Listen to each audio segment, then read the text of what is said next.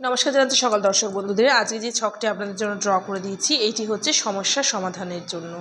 তো আপনারা কি করবেন, আপনাদের যে কোনো সমস্যা থেকে থাকুক না কেন, তো যে কোনো সমস্যার ক্ষেত্রে আপনারা এই ছকটি অবশ্যই করতে পারেন। কি করবেন আমি বলে দিচ্ছি। একটি ভূর্জপত্র কিনবেন। ভূর্জপত্র দেখবেন আপনারা দশকর্মা দোকানেই পেয়ে যাবেন। সেটিকে নিয়ে আসবেন। সেটির মধ্যে হয় লাল রেড কালি, না হলে কুমকুম নেবেন। কুমকুম বা রেড কালি দিয়ে আপনারা এই যন্ত্রটি আঁকবেন। আঁকা হয়ে গেলে কি করবেন, সেটিকে নিয়ে গিয়ে পূজাস্থানে রাখবেন। 3 দিন যাবৎ পুজো করবেন, ধূপ দীপ দেখিয়ে পুজো করবেন। হয়ে যাবার পর আপনারা তামা হোক বা রূপো হোক মাদুলির মধ্যে এইটিকে ধারণ করবেন। এইটিকে দিয়ে ধারণ করবেন। ছেলেরা হলে ডান হাতে ধারণ করবেন বা গলায় ধারণ করবেন, আর মেয়েরা হলে বাঁ হাতে ধারণ করবেন বা গলায় ধারণ করবেন। ধারণ করার পর দেখবেন, নিশ্চয়ই খেয়াল করে দেখবেন, আপনাদের যে কোনো সমস্যা থেকে থাকুক না কেন নিশ্চয়ই তার রাস্তা বেরিয়ে আসছে। এটা আপনারা করুন, খুব উপকার পাবেন। জয় মা তারা।